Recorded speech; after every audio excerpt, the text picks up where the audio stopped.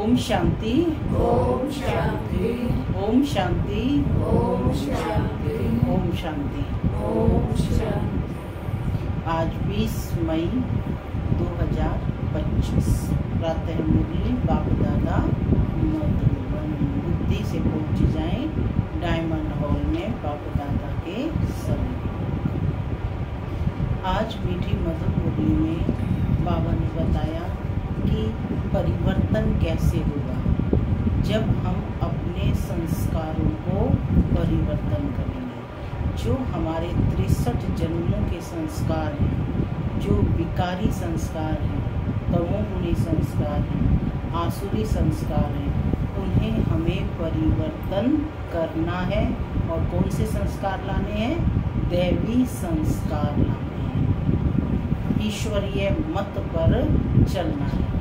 जितना जितना हम देही अभिमानी बनते जाएंगे, हमारे संस्कार परिवर्तन होते जाएंगे। स्वयं को आत्मा समझकर देह के भान को भूलते हुए कार्य व्यवहार करना है, तो संस्कारों में परिवर्तन होता जाएगा। सुनते हैं आज के डायरेक्ट ईश्वरीय महावाक्य। ओम शांति। बाबा कहते, मीठे बच्चे, बाबा आया है तुम्हें अविनाशी कमाई कराने। अभी तुम ज्ञान रत्नों की जितनी कमाई करना चाहो कर सकते हो। आज की मुरली से प्रश्न है, आसुरी संस्कारों को बदल दैविक संस्कार बनाने के लिए कौन सा पुरुषार्थ चाहिए? आसुरी संस्कारों को बदलकर दैवी संस्कार बनाने के लिए कौन सा पुरुषार्थ चाहिए? बाकी याद में रहना। बाबा का उत्तर सुनते हैं। बाबा कहते, संस्कारों को बदलने के लिए जितना हो सके देही अभिमानी रहने का अभ्यास करो। देह अभिमान में आने से ही आसुरी संस्कार बनते हैं। बाप आसुरी संस्कारों को दैवी संस्कार बनाने के लिए आए हैं। पुरुषार्थ करो, पहले मैं देही हूँ, मैं देही आत्मा हूँ और पीछे यह शरीर है। आज की मुरली से कि चला, तूने रात गंवाई सो के, दिन गंवाया खा पी के। ओम शांति। माना मैं शांत स्वरूप आत्मा हूँ, शांति मेरा स्वधर्म है। बाबा कहते, मीठे बच्चे अब घर वापस जाना है। ओम शांति। गीत सुना? कौन सा गीत सुना? तूने रात गंवाई सो के और दिन गंवाया खा पी कर। तो बाबा कहते ये गीत तो बच्चों ने बहुत बार सुने हैं। रूहानी बच्चों प्रति रूहानी बाप सावधानी देते रहते हैं कि यह समय खोने का नहीं है। गीत के माध्यम से क्या सावधानी दे रहे हैं कि यह समय व्यर्थ गंवाने का नहीं है। यह समय बहुत भारी कमाई करने का है। कमाई कराने के लिए ही बाप आया हुआ है। कमाई भी अथाह है। जिसको जितनी कमाई करनी हो उतनी कर सकते हैं। यह है अविनाशी ज्ञान रत्नों से झोली भरने की कमाई। यह है भविष्य के लिए, वह है भक्ति और यह है ज्ञान। मनुष्य ये नहीं जानते कि भक्ति तब शुरू होती है जब रावण राज्य शुरू होता है। फिर ज्ञान तब शुरू होता है जब बाप आकर राम राज्य स्थापन करते हैं। ज्ञान है ही नई दुनिया के लिए, भक्ति है पुरानी दुनिया के लिए। अब बाप कहते हैं पहले तो अपने को देही समझना है। तुम बच्चों की बुद्धि में है कि हम पहले आत्मा है, पीछे शरीर है। पहले कौन है?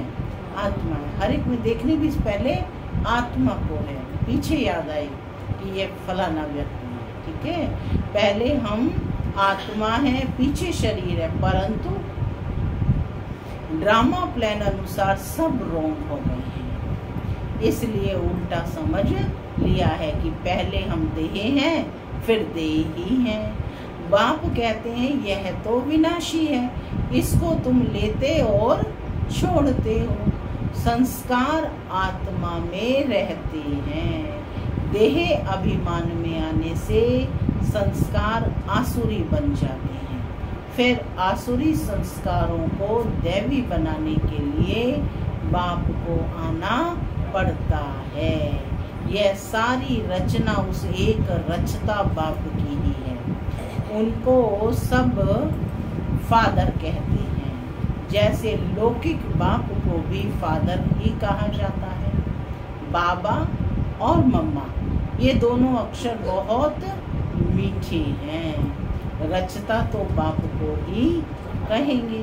वह पहले माँ को एडॉप्ट करते हैं, फिर रचना रचते हैं। बेहद का बाप भी कहते हैं कि मैं आकर इनमें प्रवेश करता हूँ। इनका नाम बाला है, कहते भी हैं भागीरथ। मनुष्य का ही चित्र दिखाते हैं। भागीरथ माने भाग्यशाली रथ, जिसमें परमात्मा आती है। तो मनुष्य का ही चित्र दिखाते हैं, कोई बैल आदि नहीं है। भागीरथ मनुष्य का तन है, भागीरथ मनुष्य का तन है। बाप ही आकर बच्चों को अपना परिचय देते हैं। तुम हमेशा कहो हम बाप दादा के पास जाते हैं। सिर्फ बाप कहेंगे तो वह निराकार हो जाता है। निराकार बाप के पास तो तब जा सकते हैं जब शरीर छोड़ें, ऐसे तो कोई भी जा नहीं सकते। यह नॉलेज बाप ही आकर देते हैं। यह नॉलेज है ही बाप के पास। अविनाशी ज्ञान रत्नों का खजाना है। बाप है ज्ञान रत्नों का सागर। कौन है बाप? ज्ञान रत्नों का सागर। ज्ञान रत्नों का सागर। पानी की बात नहीं है, ज्ञान रत्नों का भंडारा है। उनमें नॉलेज है। नॉलेज पानी को नहीं कहा जाता। जैसे मनुष्य को बैरिस्ट्री, डॉक्टरी आदि की नॉलेज होती है, यह भी नॉलेज है। इस नॉलेज के लिए ऋषि मुनि आदि सब कहते थे कि रचता और रचना के आदि मध्य अंत की नॉलेज को हम नहीं जानते। वह तो एक रचता ही जाने। सृष्टि के आदि मध्य अंत की नॉलेज को एक रचता ही जाने। झाड़ का बीज रूप भी वही है। सृष्टि के आदि मध्य अंत की नॉलेज उसमें है। वह जब आए तब तो सुनाए। अभी तुमको नॉलेज मिली है तो तुम इस नॉलेज से देवता बनते हो। क्या बनते हो इस नॉलेज से? देवता। नॉलेज पाकर फिर प्रारब्ध पाते हो। वहाँ फिर इस नॉलेज की दरकार नहीं रहेगी। ऐसे नहीं कि देवताओं में यह ज्ञान नहीं है तो अज्ञानी है, माने ये ज्ञान नहीं है तो वो अज्ञानी है, ऐसा नहीं है। नहीं, वह तो इस नॉलेज से पद प्राप्त करते हैं। बाप को पुकारते ही हैं कि बाबा आओ, हम पतित से पावन कैसे बने, उसके लिए रास्ता अथवा नॉलेज बताओ, क्योंकि जानते नहीं है। अभी तुम जानते हो। हम आत्माएं शांति धाम से आई हैं। कहाँ से आई हैं हम आत्माएं? शांति धाम से। वहाँ आत्माएं शांत में रहती हैं। शांति धाम में तो शांति ही शांति होगी, अथाह शांति है। वहाँ आत्माएं शांत में रहती हैं। यहाँ आए हैं पाट बजाने। यह रूहानी, यह पुरानी दुनिया है तो ज़रूर नई दुनिया थी। वह कब थी, कौन राज्य करते थे, यह कोई नहीं जानते। तुमने भी अभी बाप के द्वारा जाना है। बाप है ही ज्ञान का सागर, सदगति दाता। उनको ही पुकारते हैं कि बाबा आकर दुख हरो, शांति दो, सुख शांति दो। दया बहन क्या कहा है बाबा ने? सुख शांति दो। आत्मा जानती है परंतु तमो प्रधान हो गई है, इसलिए फिर से बाप आकर परिचय दे रहे हैं। मनुष्य ना आत्मा को ना परमात्मा को जानते हैं। आत्मा को ज्ञान ही नहीं है जो परमात्मा अभिमानी बने। आगे तुम भी नहीं जानते थे, जानते थे पहले इससे नहीं, अभी ज्ञान मिला है तो समझते हैं बरोबर सूरत मनुष्य की थी और सीरत बंदर की ही थी। अभी बाप नॉलेज दे रहे हैं, अभी बाप ने नॉलेज दी है तो हम भी नॉलेजफुल बन गए। माने बाप ने नॉलेज दी तो हम भी नॉलेजफुल बन गए। रचता और रचना का ज्ञान मिला है। तुम जानते हो हमको भगवान पढ़ाते हैं तो कितना नशा रहना चाहिए, इतना नशा रहना चाहिए। बाबा है ज्ञान का सागर, उनमें बेहद का ज्ञान है। तुम किसके पास भी जाओ, सृष्टि के आदि मध्य अंत का ज्ञान तो क्या, परंतु हम आत्मा क्या चीज है वह भी नहीं जानते।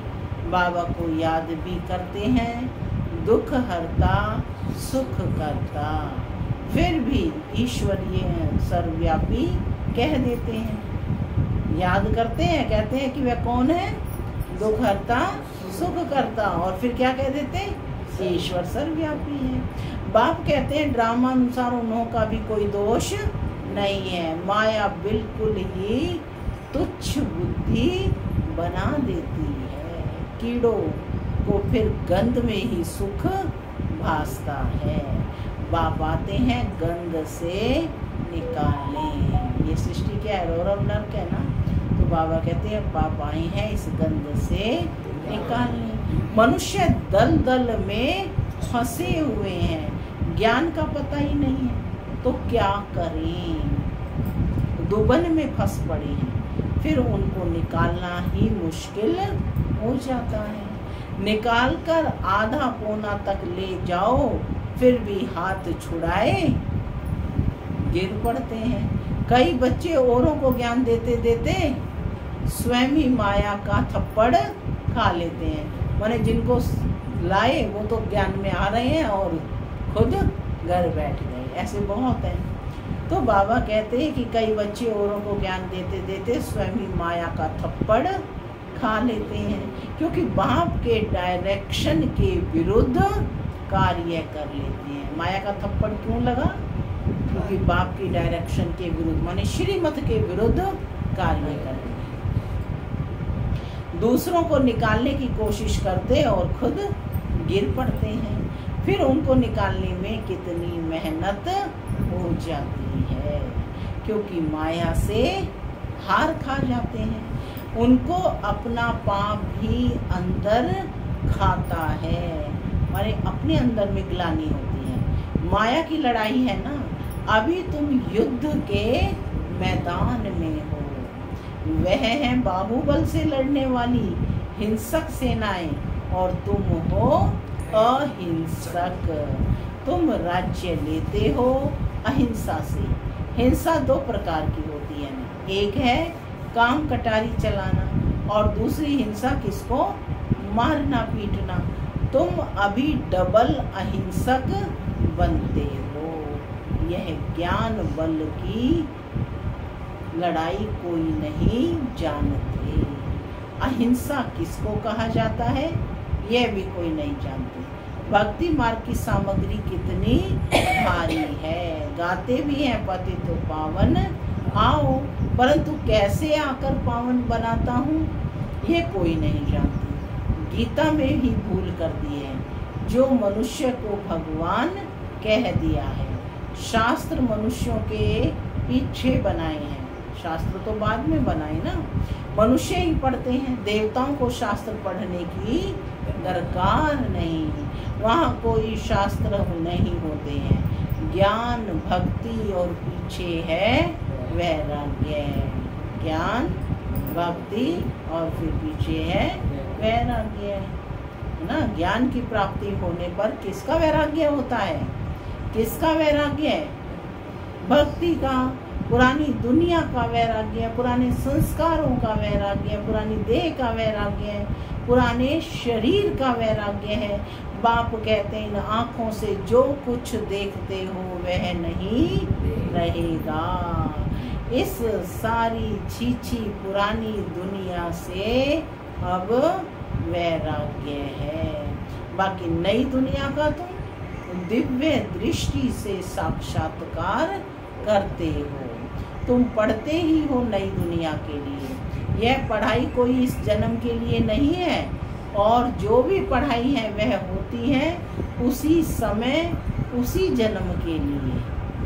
अब तो है संगम, इसलिए तुम जो पढ़ते हो उसकी प्रारब्ध तुमको नई दुनिया से मिलती है।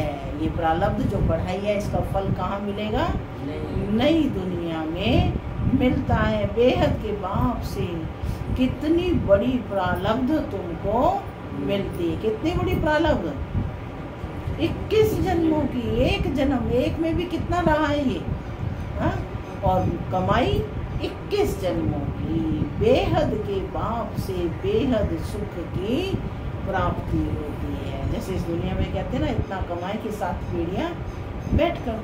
तो बाबा कहते 7 पीढ़ी नहीं, यहाँ तो बाबा ने 21 पीढ़ी का गारंटी ली है। तो बाबा कहते हैं कि बेहद के बाप से बेहद की सुख की प्राप्ति होती है। तो बच्चों को पूरा पुरुषार्थ कर श्रीमत पर चलना चाहिए। बाप है श्रेष्ठ ते श्रेष्ठ, उनसे तुम श्रेष्ठ बनते हो। वह तो सदैव है ही श्रेष्ठ, तुमको श्रेष्ठ बनाते हैं। 84 जन्म लेते लेते तुम भ्रष्ट बन जाते हो।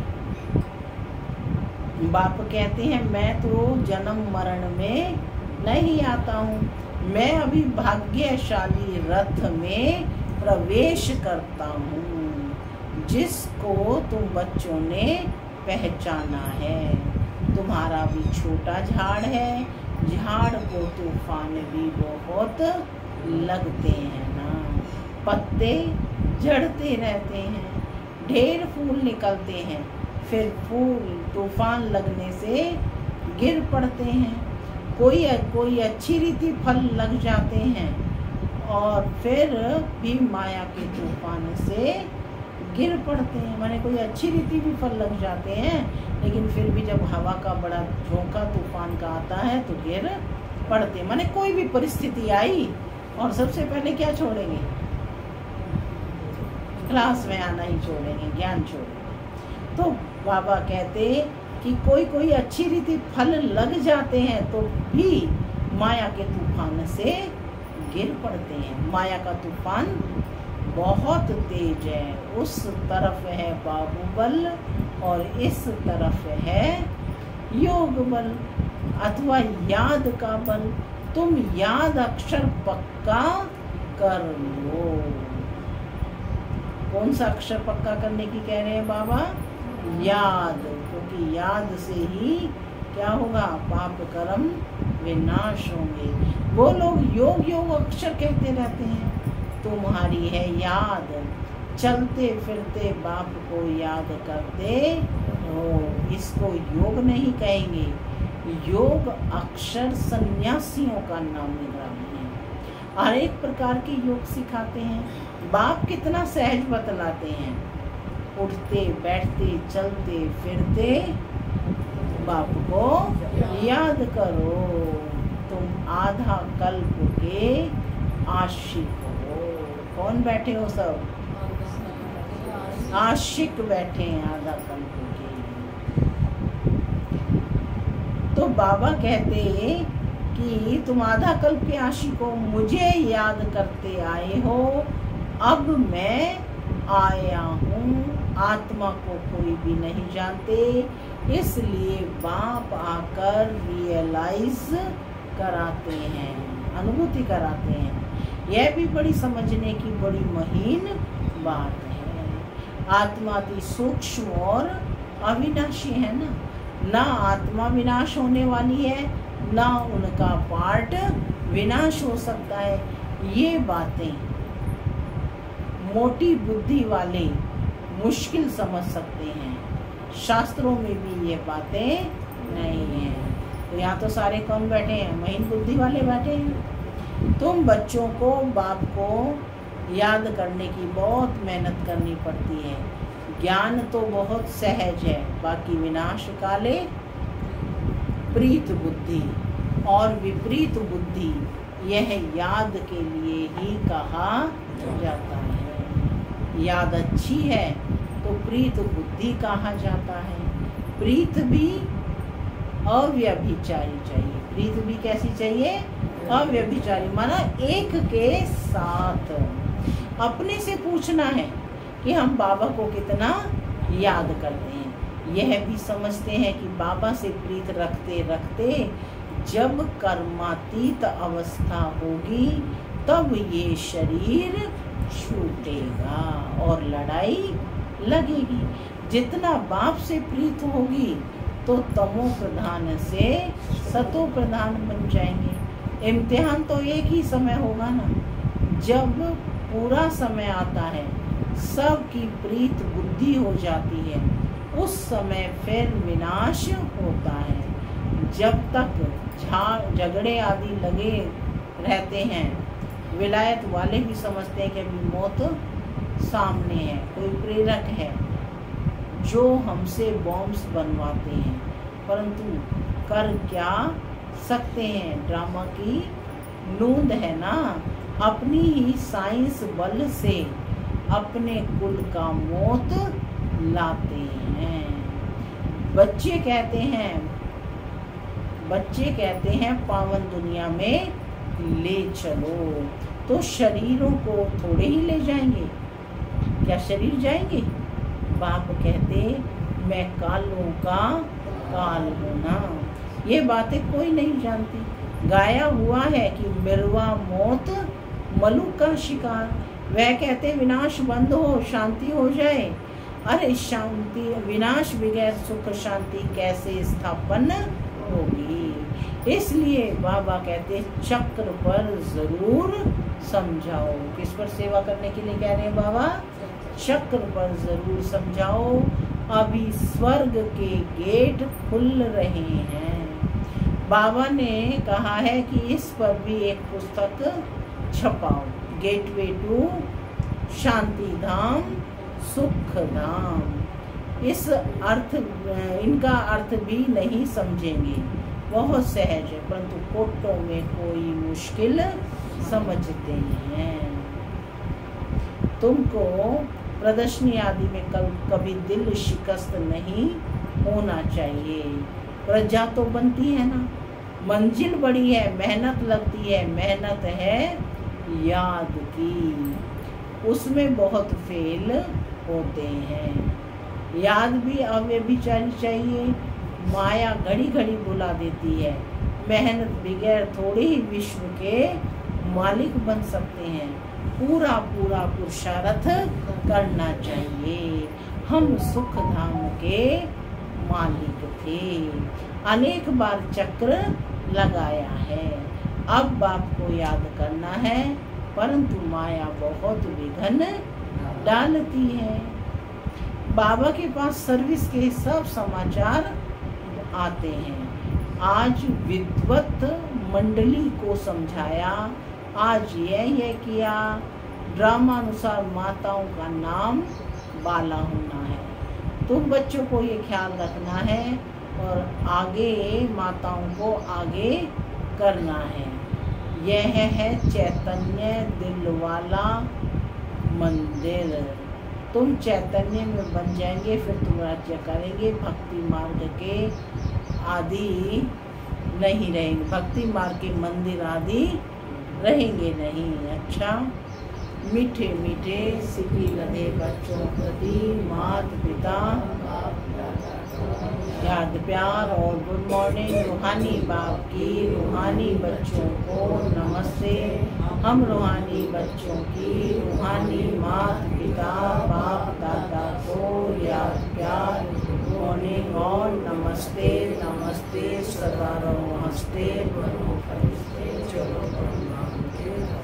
धारणा के लिए मुख्य साथ पहला, एक बाप से अव्यभिचारी प्रीत रखते रखते कर्मातीत अवस्था को पाना है। इस पुरानी देह और पुरानी दुनिया से बेहद का वैराग्य हो।